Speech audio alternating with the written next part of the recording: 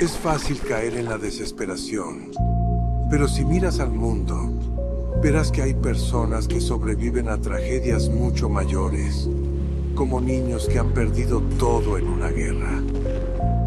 Tu lucha, aunque difícil, tiene un propósito, y el solo hecho de estar aquí demuestra tu fortaleza.